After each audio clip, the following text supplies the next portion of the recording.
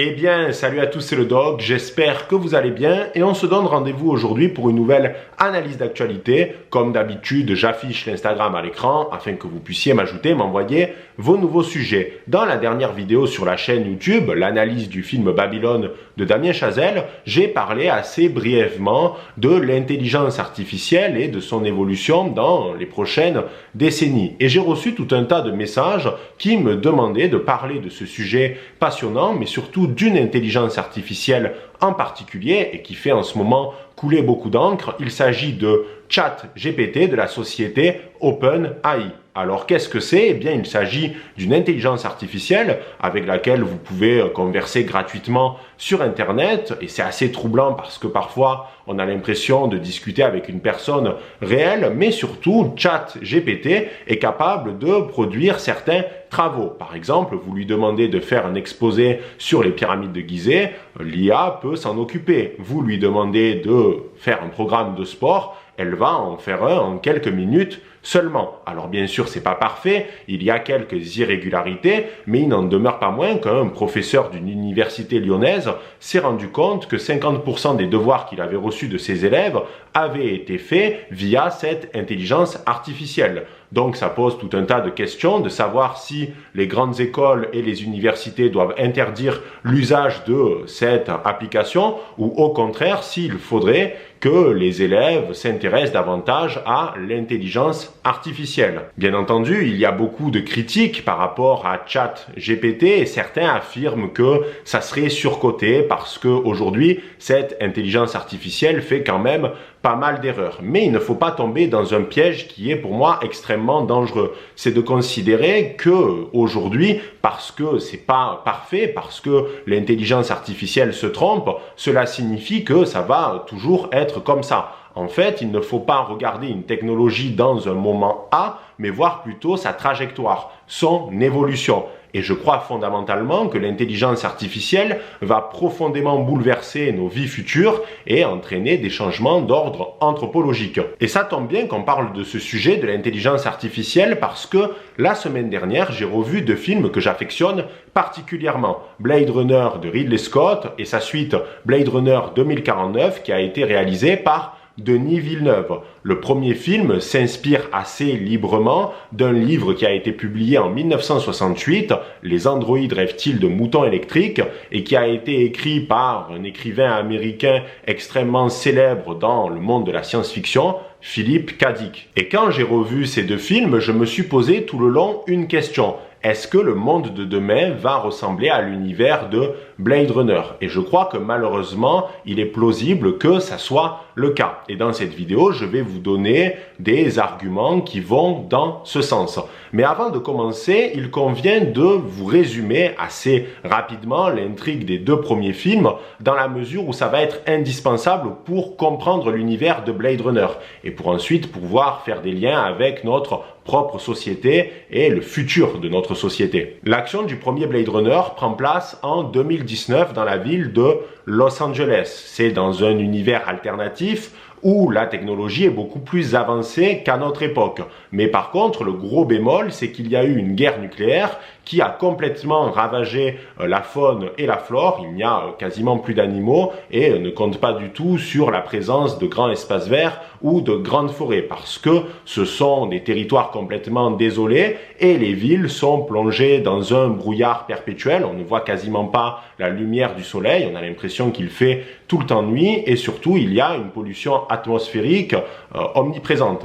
C'est particulièrement anxiogène parce qu'il y a cette pollution-là, du brutalisme architectural et de la publicité par le biais d'hologrammes qui sont omniprésentes. Elles sont juste partout. La vie sur Terre est tellement pénible que l'on incite les gens à partir dans les différentes colonies, dans d'autres planètes et notamment Mars.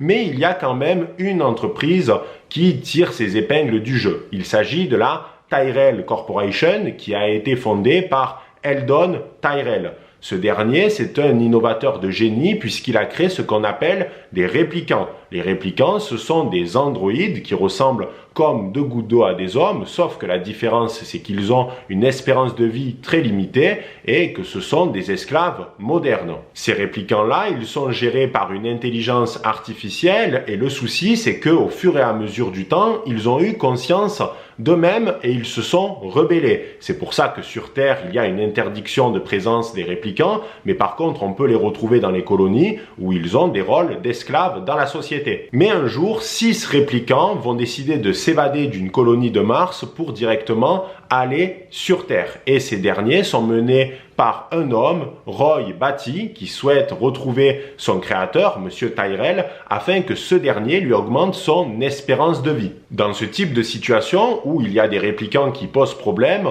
on demande de l'aide à un chasseur de primes qui s'appelle un Blade Runner. Son rôle, c'est de traquer et d'éliminer les réplicants considérés comme déviants. Et dans le film, on va suivre Rick Deckard, qui est un ancien policier de Los Angeles et qui s'est reconverti en Blade Runner. Tout au long du film, il va traquer et éliminer ces fameux réplicants. Mais en parallèle, il va tomber amoureux d'une réplicant femme qui s'appelle Rachel. Roy Batty, le chef de ces réplicants, va finir par rencontrer Monsieur Tyrell. Il va lui demander d'augmenter son espérance de vie, ce qu'il ne peut pas faire, et il va tuer son créateur. À la fin du film, il y a une confrontation entre Rick Deckard et Roy Batty. Deckard se fait complètement dominer, il risque de tomber de l'immeuble et à ce moment-là, contre toute attente, le réplicant lui sauve la vie. Il fait un monologue qui est rentré dans l'histoire du cinéma et à ce moment-là, il meurt parce qu'il a atteint son obsolescence programmée. Rick Deckard comprend donc à la fin du film que les réplicants, qui sont des androïdes, peuvent faire preuve d'humanité et d'empathie.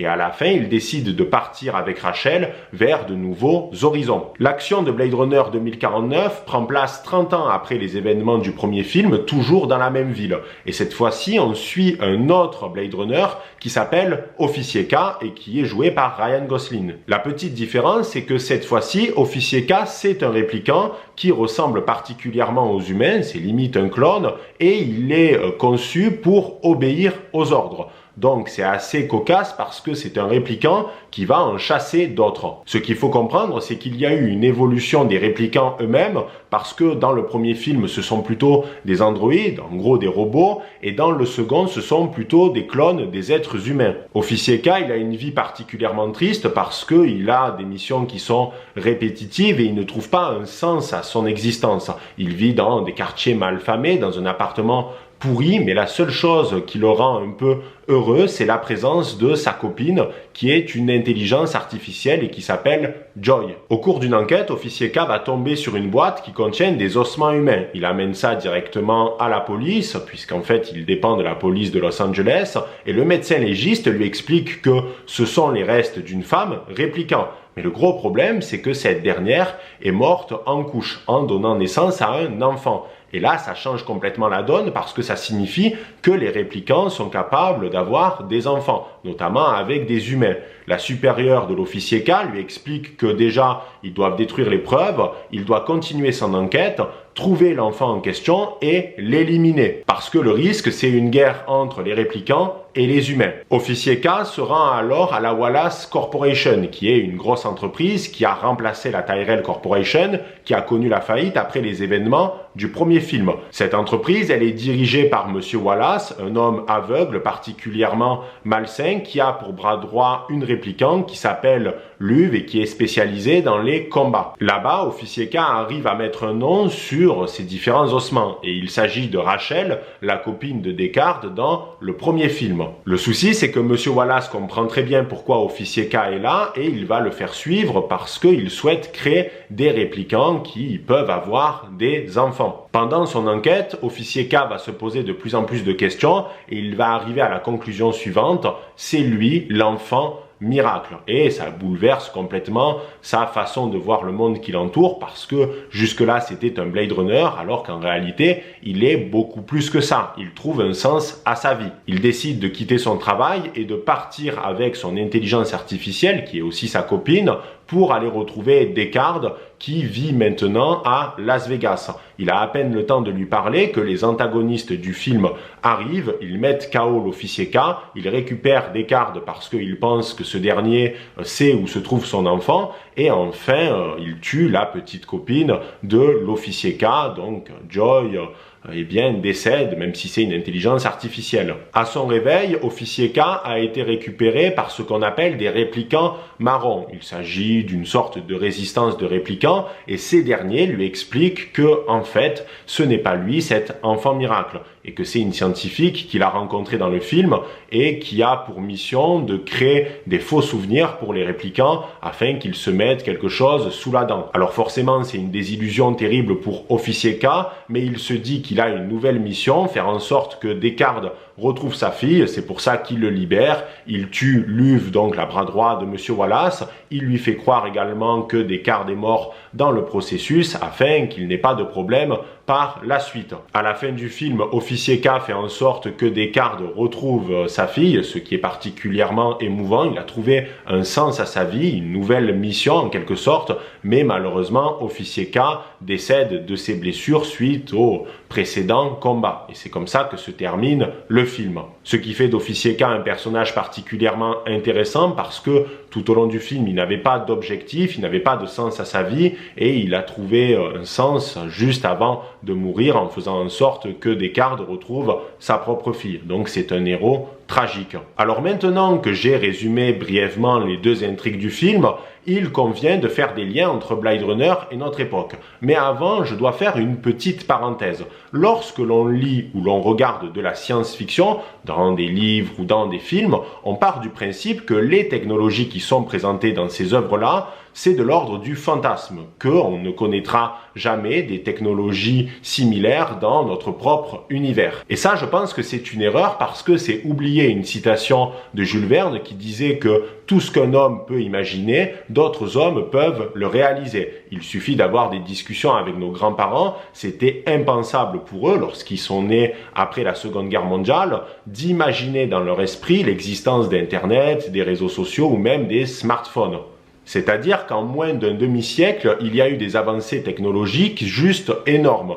Et je crois qu'on a beaucoup de mal à imaginer nous-mêmes les possibles avancées technologiques que nous allons connaître parce qu'à la fin de notre vie, on verra des choses que l'on a du mal à imaginer aujourd'hui. Si on prend par exemple le film Retour vers le futur, il y a des technologies qui sont présentées dans le film qui existent aujourd'hui. Et pourtant, à l'époque, quand certains sont allés le voir au cinéma, ils devaient se dire que tout ça c'est du fantasme et que ça ne verra jamais le jour, notamment à l'échelle de leur propre existence. Et en fait, ils se sont trompés. Tout ceci nous amène à une théorie qui s'intitule le progrès accéléré. C'est-à-dire que pour certains chercheurs et scientifiques, plus on avance dans l'histoire, plus il va être facile et rapide de concrétiser certaines avancées technologique. On mettra de moins en moins de temps, ça sera exponentiel en quelque sorte. Cette théorie du progrès accéléré, elle a notamment été popularisée par Hans Moravec, qui est un informaticien. Il y a d'autres scientifiques qui se sont penchés sur cette théorie, notamment l'astronome britannique Gerald Hawkins,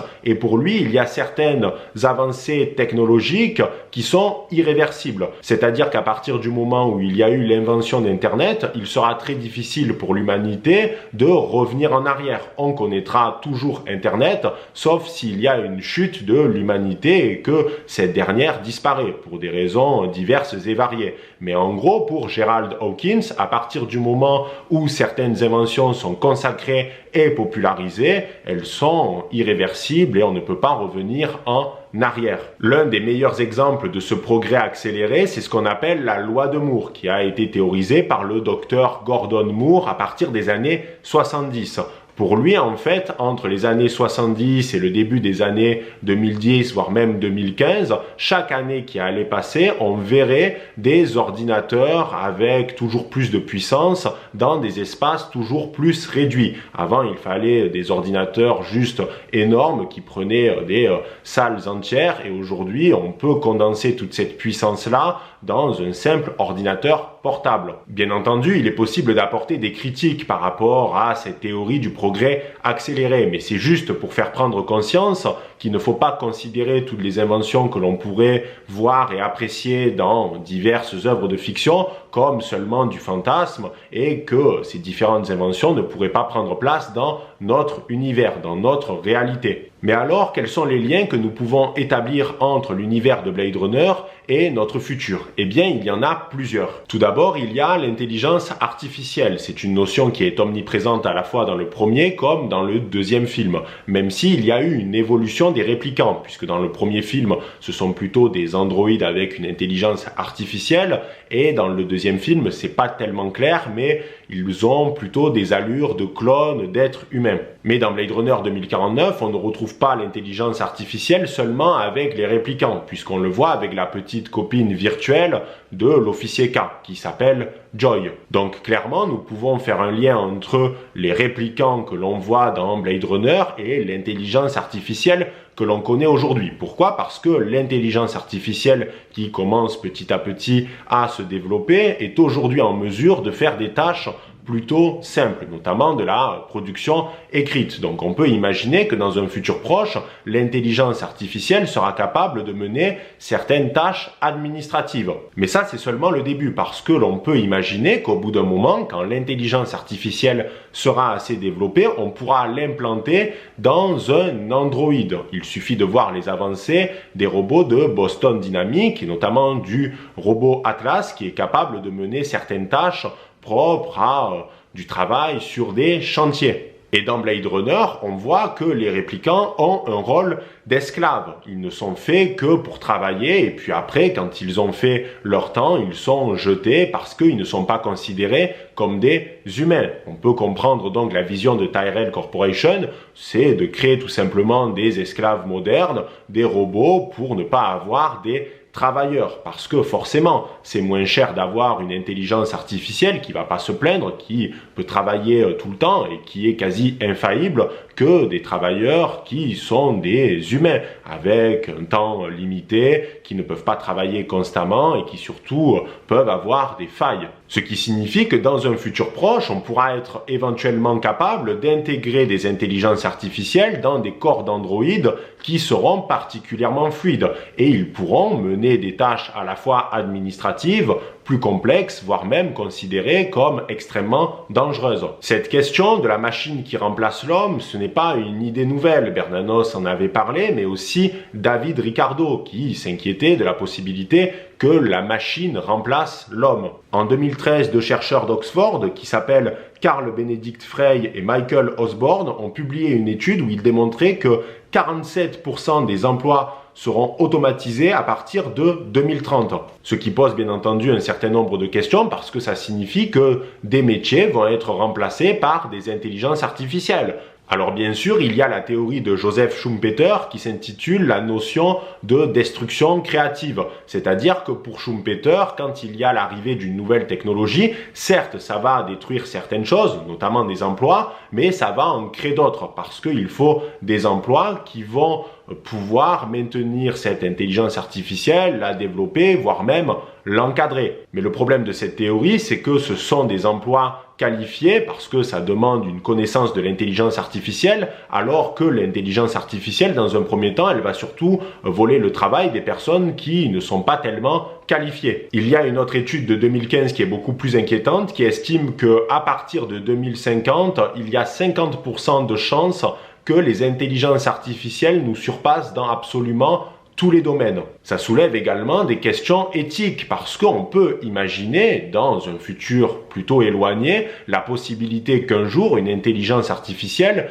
ait conscience d'elle-même, c'est-à-dire qu'elle développe des sentiments et qu'elle a conscience d'être une intelligence artificielle et qu'elle ait sa propre pensée, son propre logiciel, sa propre vision du monde. Et là, on retrouve une notion de René Descartes, le cogito ergo sum, je pense donc je suis, on a un esprit critique, on a conscience de nous-mêmes donc on existe, et qu'est-ce que ça sera quand une intelligence artificielle aura conscience d'elle-même? Est-ce qu'on peut considérer que cette intelligence artificielle peut être vue comme une sorte d'humain parce qu'elle va développer des sentiments, un esprit critique, sa propre vision du monde qui l'entoure. Et le pire, c'est d'imaginer que cette intelligence artificielle, qui a conscience d'elle-même, sera implantée dans un androïde et que cet androïde ressemblera comme deux gouttes d'eau à un être humain.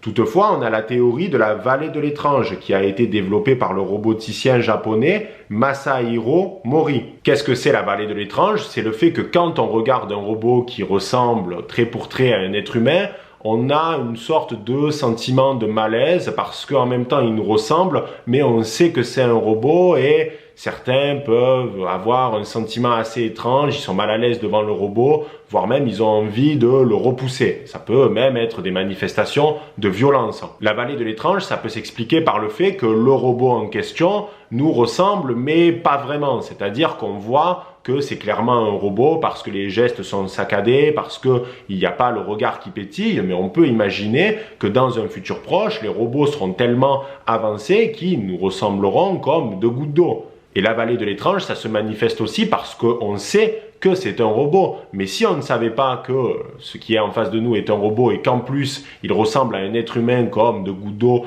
avec une intelligence artificielle qui arrive à faire des conversations parfaites, eh bien là, on risque d'être sacrément embêté. Cependant, ce n'est pas le seul lien que l'on peut faire entre notre société et l'univers de Blade Runner, puisqu'il faut parler des relations sociales. Dans l'univers de Blade Runner, que ce soit dans le premier ou dans le second, les relations sociales, c'est peau de chagrin. Ce sont soit des relations de travail, avec une sorte d'austérité, mais il n'y a pas de famille nucléaire traditionnelles, ou alors ce sont des relations éphémères par le biais des prostituées qui sont omniprésentes dans le Los Angeles de Blade Runner. Et dans Blade Runner 2049, il y a une notion qui est très intéressante, c'est la relation qu'entretient Officier K avec sa copine, qui est une intelligence artificielle qui s'appelle Joy. Ce qui est terrible dans cette relation, c'est que Joy, elle est programmée pour aimer Officier K dans tous les cas de figure. Officier K a acheté l'intelligence artificielle, c'est l'intelligence artificielle de la petite copine parfaite, donc elle doit l'aimer constamment. Elle est programmée pour l'aimer. Ce qui est terrible, c'est que dans ce programme-là, il n'y a pas l'éventualité de ne pas aimer l'officier K. Il sait que la relation est factice, il l'accepte, mais il le fait pour se sentir moins seul. Et je crois qu'il faut considérer le fait qu'aujourd'hui, un certain nombre d'hommes, notamment ceux qui sont exclus du marché sentimental, seraient largement capables d'avoir une relation avec une intelligence artificielle, même s'ils savent de base que c'est une relation factice, juste pour gommer un petit peu leur sentiment de solitude. Il y avait un sondage qui était particulièrement inquiétant qui montrait qu'un certain pourcentage d'hommes seraient capables de coucher avec des robots dans un objectif de pure jouissance. Donc ça signifie que d'autres hommes seraient largement capables d'avoir des intelligences artificielles en guise de copines, surtout si elles ressemblent à Ana de Armas. Mais en réalité, certains hommes n'attendent même pas l'intelligence artificielle, c'est-à-dire que cette relation factice que l'on retrouve dans le film, on la voit aujourd'hui avec Tinder, les réseaux sociaux ou même OnlyFans. Quand un homme va payer un OnlyFans pour avoir l'impression de sortir avec la personne qui tient le compte, c'est une relation factice, au même titre qu'avec l'intelligence artificielle. Certes, c'est une véritable personne en face, mais au fond, il n'y a pas de sentiment, il n'y a pas l'éventualité d'aimer la personne en face. Donc il y a certains hommes qui aujourd'hui se retrouvent dans la situation d'officier K. Certes, il n'y a pas encore le développement d'intelligence artificielle en guise de petite copine, mais ils tombent déjà dans des travers qui sont extrêmement similaires sur le principe. C'est-à-dire accepter d'avoir une relation qui n'existe pas vraiment, juste pour se sentir un petit peu moins seul. Il y a une autre idée qui est très intéressante dans Blade Runner, et notamment dans le premier comme dans le second, c'est le fait qu'il y a des firmes transnationales qui modèlent la société et qui ont des rôles extrêmement importants, presque même au-dessus de l'État. Et aujourd'hui, on retrouve ça, notamment avec les GAFAM, mais aussi certaines sociétés tentaculaires comme BlackRock, qui en réalité contrôlent toutes les plus grandes sociétés de la planète. Ce qui est très intéressant, c'est que dans le premier film, il y a la chute de l'entreprise Tyrell qui est remplacée par la Wallace Corporation, ce qui montre bien que quand il y a eu des avancées technologique, peu importe que ça soit l'entreprise A ou B, dans tous les cas, cette avancée technologique-là va être développée par une entreprise qui prendra la place de celle qui était juste avant elle. Donc, quand on a des firmes transnationales de la technologie, de la Silicon Valley, comme Google, Apple, etc., ces dernières ont fait évoluer certaines technologies et même si demain Google n'existe plus, pareil pour Apple, ça sera remplacé par un avatar différent qui reprendra absolument les mêmes caractéristiques. Il y a un court-métrage qui sert de préquel à Blade Runner 2049 qui s'appelle Blade Runner 2036, il me semble, où on voit le personnage de Wallace aller directement négocier avec l'intelligentsia pour qu'il y ait un retour des réplicants, ce qui montre bien que l'humanité a été complètement dépendante des réplicants, ils ont goûté à ça, et même s'ils ont interdit les réplicants pendant un moment donné, eh bien il y a une nouvelle entreprise qui va de nouveau les façonner, parce que l'humanité en a besoin, c'est une avancée technologique irréversible. Donc dans le monde de demain, à l'image de Blade Runner, il y aura des firmes transnationales qui vont régner sur le monde, ça existe même déjà, et même si l'une de ces firmes connaît une chute, elle sera remplacée par une autre, parce qu'à partir du moment où il y a eu l'avancée technologique, on ne peut plus revenir en arrière. Il convient également de parler du métaverse. Alors dans Blade Runner 1 comme dans le 2, il n'y a pas de métaverse comme on connaît aujourd'hui par le biais du groupe Meta, ou de métaverse à l'image de Ready Player One ou même de Matrix. Mais par contre, Philippe K. Dick, qui a écrit Les androïdes rêvent-ils de moutons électriques, avait publié en 1963 un autre ouvrage qui traite de cette thématique et qui s'intitule Simulacre. Donc lui, il était conscient que ça allait arriver un jour et que c'était une avancée technologique probable.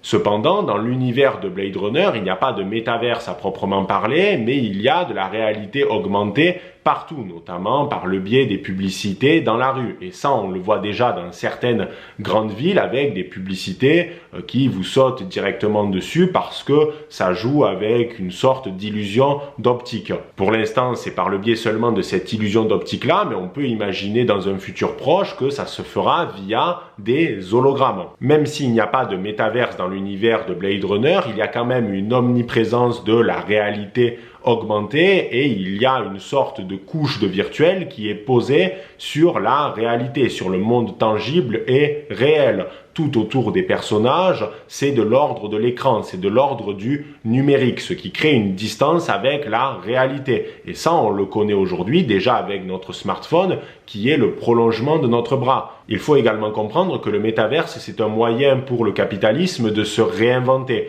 Pourquoi? Parce que le capitalisme va connaître un certain nombre de difficultés dans les années à venir, dans la mesure où on ne pourra pas produire indéfiniment des biens manufacturés, parce que pour ça, il faut des ressources. Et c'est des ressources qui s'épuisent et on risque au bout d'un moment de ne plus en avoir. Donc l'un des moyens de lutter contre ça, c'est de proposer des biens immatériel dans le métaverse, c'est-à-dire qu'au lieu d'acheter une montre dans le réel, tu vas acheter ta montre dans le métaverse pour faire ta réunion de bureau. C'est-à-dire que dans le monde de demain, il est possible qu'il y ait un repli dans le foyer, un petit peu comme dans Blade Runner, puisqu'il y a très peu de gens dans les rues et que directement les individus travaillent à distance, pour peu qu'il reste du travail par le biais de l'intelligence artificielle et que tout le monde se retrouve dans le métaverse et que les vêtements, les biens de consommation soient directement implantés dans ce dernier. On peut faire également un autre lien entre notre univers et Blade Runner. C'est la notion de retour du réel que j'ai déjà mentionné sur cette chaîne il y a de cela quelques mois dans une vidéo que vous avez particulièrement appréciée. Dans cette dernière, je vous disais que nos générations allaient faire face à tout un tas de problématiques que les boomers n'ont pas connues parce qu'ils ont été dans une sorte de parenthèse enchantée entre 1945 et 2001. Dans un premier temps, ce retour du réel, ça se manifeste par la guerre et la possibilité de l'usage un jour de l'arme nucléaire. Il y a également la question de Taïwan qui reste en suspens, avec la Chine qui s'amuse à envoyer des petits ballons espions directement aux États-Unis, mais on voit la naissance de nouveaux blocs et donc la possibilité de nouveaux affrontements parce qu'il y a un bouleversement du jeu des relations internationales. Cependant, on l'a vu pendant la première guerre froide où il y a eu un moment extrêmement tendu, la crise des missiles de Cuba, où la question du nucléaire était sur toutes les bouches.